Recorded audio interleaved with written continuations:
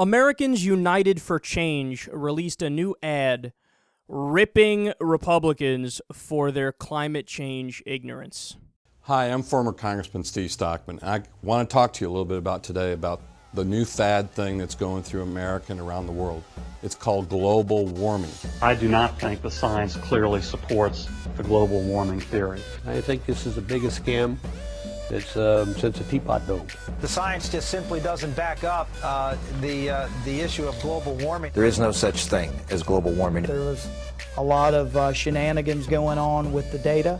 I don't see the data, and I have not sat there with pages and pages of data. The data are not supporting what the advocates are arguing. The last 15 years, there has been no recorded warming. I think for the last 15 years, we haven't had any warming. They say that global warming has stopped 16 years ago. The world is actually either staying the same or maybe cooling. Just a few years ago, what was the problem that existed? It wasn't global warming. We were going to all be an ice cube. I haven't seen the reports that would give me to believe that anything's different than the patterns we have that we've gone through the time of records. Problem with climate change is there's never been a day in the history of the world in which the climate is not changing. If there's been any constant in human history, it has been climate change. I absolutely do not believe that the science of man-caused climate change is proven. I think it's an inexact science. It is not unanimous amongst scientists. We're all told, of course, the debate is over and that all the scientists agree.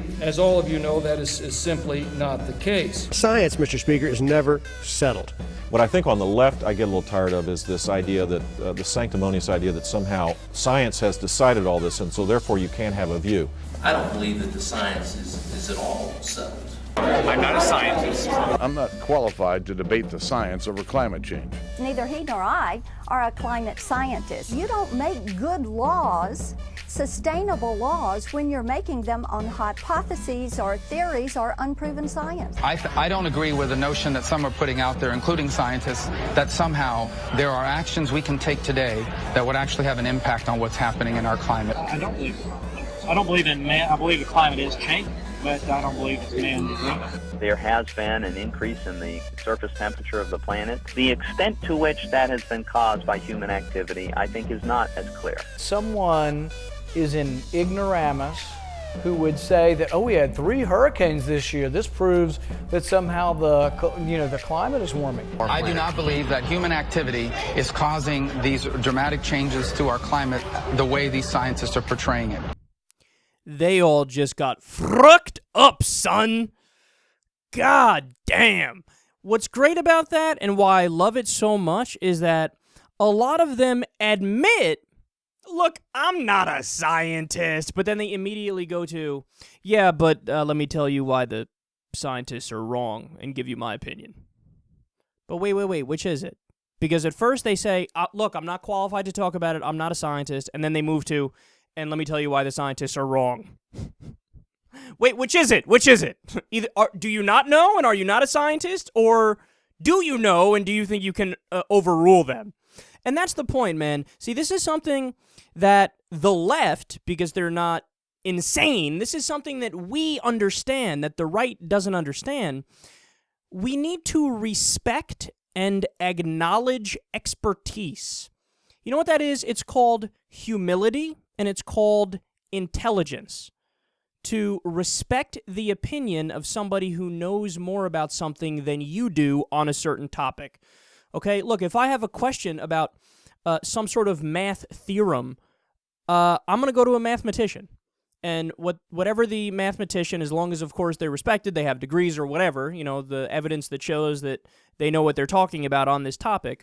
If the topic is math, I'm going to listen to the mathematician.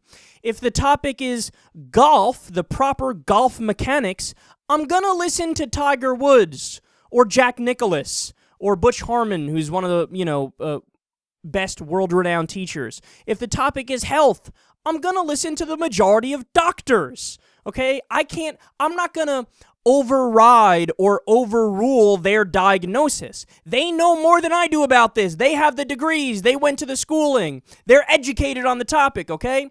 I can't just do a quick Google search and say, I disagree. I mean, what is that? Are you kidding me? And look, it goes on, man. So here are the main points when it comes to the issue of climate change. There was an old poll, I think it was done in 2009 or 2010, where they did a survey of climate scientists. And at the time, 97% of climate scientists said climate change is real, it's happening, and it's largely man-made. Okay? But even that number is outdated. In fact, I kind of dislike it when people use that number now, because it actually, the conservatives are dumb enough to go, yeah, but that's still 3% that don't agree with it. Well, look, like I always say on the show, you couldn't get 97% of people to say, I love mother, okay? 97% of people wouldn't say rainbows are pretty or apple pie is delicious. So it should be convincing, but I prefer that whenever people talk about this, they use the most updated number, which is from a recent meta-analysis of all of the studies done on the issue of climate change from the 1990s until, I believe, 2013. It's well over 10,000 studies, okay? All of the peer-reviewed research. You know what they found? About 99.8% of the studies all came to the same conclusion, that climate change is real, it's happening, and it's largely man-made. In fact, I've showed you guys the pie chart plenty of times before. That little bitty tiny sliver of red, that's the only, those are the only studies that say, climate change either isn't happening or it's not man-made. And look, man, 99.8% or upwards of 99.8%, I wouldn't be surprised if that last little bit that slipped in there, somehow there was some, underground funding by ExxonMobil or BP or Chevron or the fracking industry or whatever it happens to be. Because that's what we always say. You know, it's amazing to me that the Republicans, what they always say is, well, climate change is a hoax because the world governments want more control of the economies, and, oh yeah, scientists are really greedy.